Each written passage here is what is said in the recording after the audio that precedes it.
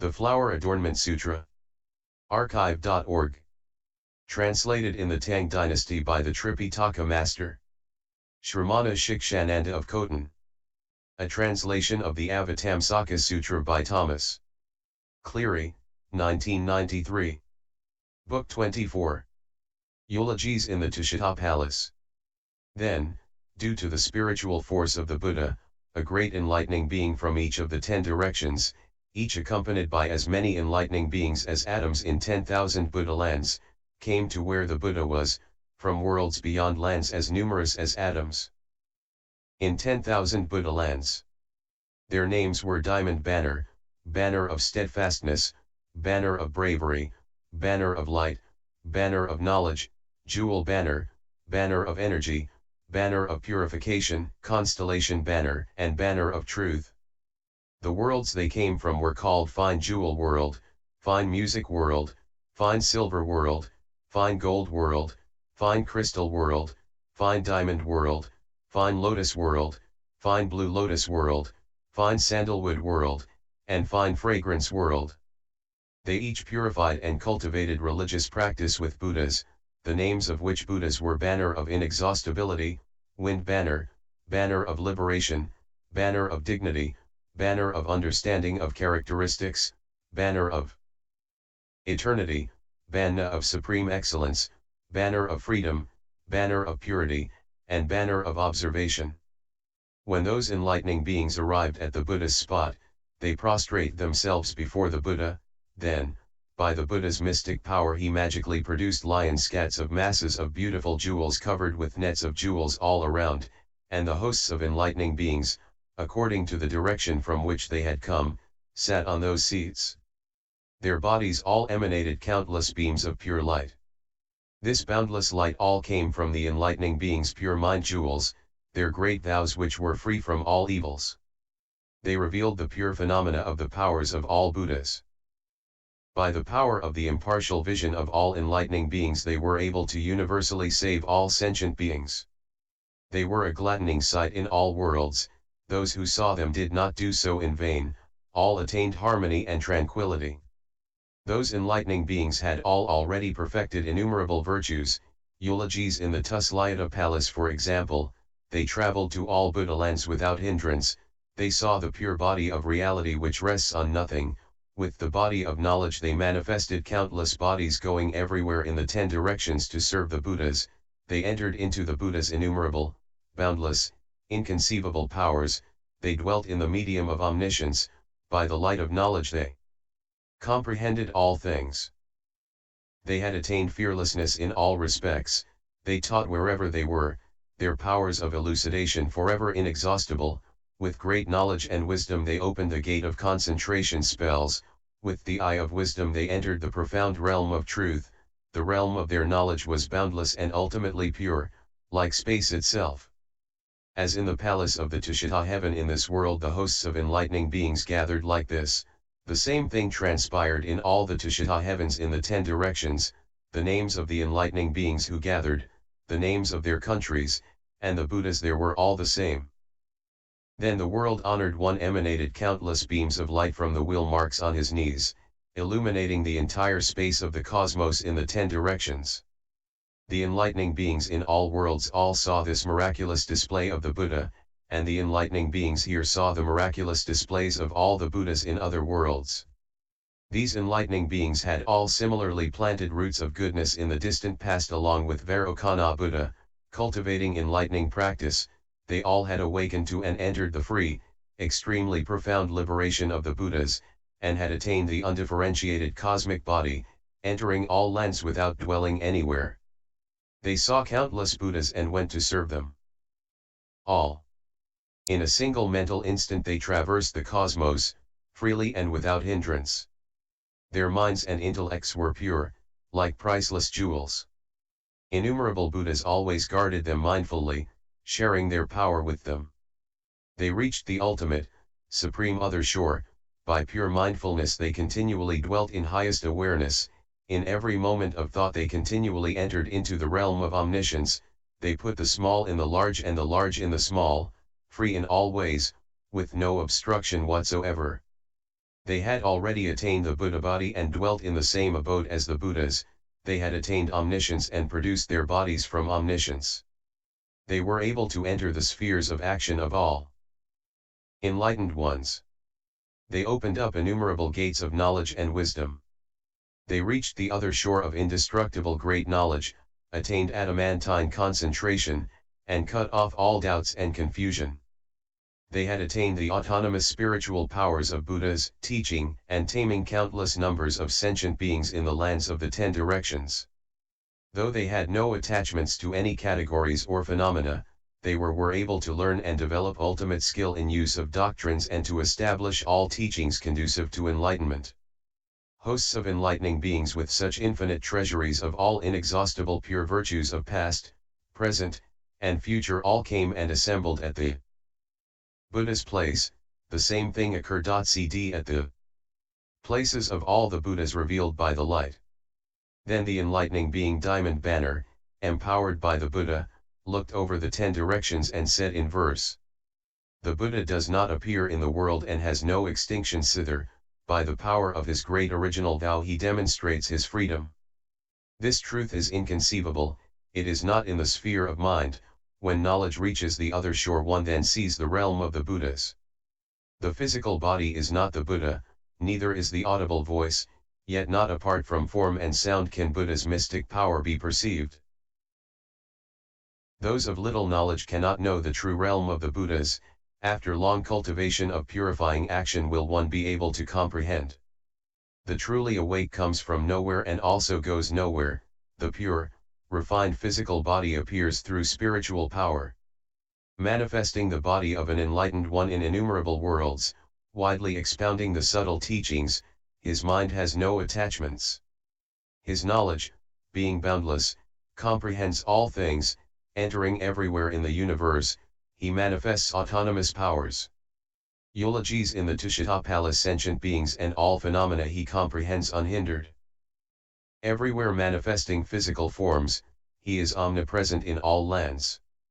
If you want to see omniscience and soon attain highest awareness, you should, with pure clear mind, cultivate enlightening practice. If any see such mystic powers of the enlightened one, they should serve the Supreme Honored One and not give rise to doubt.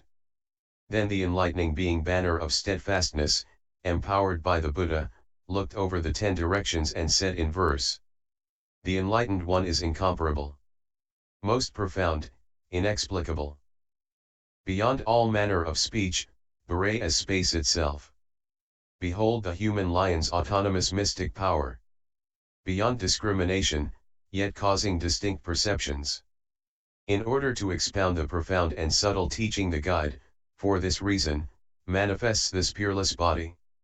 This is great knowledge, the realm of all the Buddhas. If any want to know, let them approach the enlightened. With mental action always pure, making offerings to the Buddhas with never any weariness, one can enter the Buddha way. Filled with endless virtues, steadfast in the will for enlightenment. Thereby the net of doubt is removed and one gazes tirelessly on the Buddha. By comprehending all things does one become a true child to Buddha. Such a person can know the Buddha's autonomous power, as explained by those of vast knowledge. Will is the root of the teachings. One must develop supreme aspiration, determined to seek highest awakening. If any respect the Buddha and want to requite the Buddha's grace, they will never leave the abode of all the Buddhas. How can intelligent people who've seen and heard the Buddha not carry out pure vows and tread the path the Buddha traversed? Then Banner of Bravery, empowered by the Buddha, looked over the 10 directions and said in verse: Just as a clear eye can see colors due to the sun, so too can a pure heart see the enlightened by Buddha's power. As by the power to effort one can plumb the depths to the sea, so too can the power of knowledge see innumerable Buddhas. As in a fertile, watered field whatever's planted will grow, so does the ground of a pure mind produce enlightened qualities. Eulogies in the Tushitapalas as a man who's found a jewel mine is forever freed from poverty. An enlightening being finding the Buddha teaching is free from defilement, pure in mind. Just as a true panacea can eliminate all toxins, Buddha's teaching too is like this. it annihilates all afflictions. Truly genuine teachers are praised by the enlightened. Through their spiritual power we get to hear the Buddha teachings. Even if for countless eons one gave precious things to Buddha, if one doesn't know the real nature of Buddha, this is not called giving. Infinite physical characteristics adorn the Buddha's body, yet it is not in physical form that the Buddha can be seen. The enlightened one, truly awake, is peaceful, never moving, yet can manifest his body throughout all worlds in the 10 directions. Just as space itself is unborn and unperishing, so is the truth of the Buddhas ultimately birthless and deathless. Then Banner of Light, empowered by the Buddha, looked over the 10 directions and said in verse: in the human and celestial realms, in all the worlds there are, they see everywhere the enlightened one's body of pure wondrous form. Just as the power to one mind can produce various minds, so can one Buddha body manifest all Buddhas everywhere. Enlightenment is non-dual and also has no marks, yet in the realm of duality he manifests a glorified body. Comprehending the nature of things is empty, their origination like apparitions. His realm to actions inexhaustible, thus does the guide appear. Pure is the reality body of all Buddhas of all times, they manifest sublime physical forms wherever and however people need to be taught. The enlightened do not think, I'll produce such a body, they manifest spontaneously without discriminating. The realm of reality is undifferentiated and also has no basis, and yet in the world it manifests countless bodies. The Buddha's bodies are not emanations and yet not other than emanations. In the reality where there are no emanations he appears to have emanated forms. True awareness cannot be measured. The reality realms equal to space, profound, vast, without bound or bottom, utterly beyond the power to speech. The enlightened one has mastered the road leading everywhere, through the myriad lands of the cosmos he goes without obstruction. Eulogies in the Tushita Palace. Then Banner of Knowledge, empowered by the Buddha, looked over the 10 directions and said in verse: it one can believe and accept omniscience without obstruction, and practice enlightening ways, one's mind will be immeasurable. In all lands Buddha manifests countless bodies, yet the bodies stay in no place, and he dwells not in the real. Each one of the enlightened manifest bodies by spiritual powers, even in unthinkable eons they never could be fully counted. The number of all living beings at all times may be known, but the number to Buddha's manifestations cannot ever be found. Sometimes they show 1 or 2. Up to countless bodies, appearing everywhere, in all lands, yet really with no duality. Just as the clear full moon appears in all bodies of water, and while the reflections are numberless the real moon is not 2, so does the one of unimpeded knowledge with perfect true enlightenment universally appear in all lands, yet the Buddha body is non-dual. It is not 1, and yet not 2, and also not immeasurable. According to the needs of the taught do countless bodies appear. The Buddha body is not past and also not future, in a single instant he appears to be born, to become enlightened, and pass away. As forms produced by magic have no birth and no origination, so too is the Buddha body, thus, appearing without any birth. Then Jewel Banner, empowered by the Buddha, looked over the 10 directions and said in verse: the Buddha body is infinite yet can manifest finite bodies, according to what needs to be seen does the guide appropriately appear. The Buddha body has no location, yet fills all places, like space, it's boundless, such is its inconceivability. It is not in the province of mental function, and mind does not arise therein. In the realm of the Buddhas ultimately there's no birth or death. Like what is seen by clouded eyes is neither internal nor external, so also, you should know, is the world's vision of the Buddhas. In order to benefit living beings do the enlightened ones appear in the world, sentient beings see them as coming forth. But in reality there is no such thing. A Buddha cannot be seen in terms of a land, or day, or night, nor indeed can one be seen in terms of years, months, or moments. Sentient beings say Buddha was enlightened on a certain day, eulogies in the Tuslayata Palace, but enlightenment in reality is not bound to time. The enlightened are beyond discrimination, not to the world, they transcend all accounts, all guides of past, present, and future appear in this way. Just as the pure orb of the sun doesn't conjoin with the dark night, yet we speak of such and such a day and night, so is the principle of the Buddhas, though the ages of past, present, and future do not conjoin with the enlightened, yet we speak of the Buddhas of past, present, and future, such is the principle of the guides.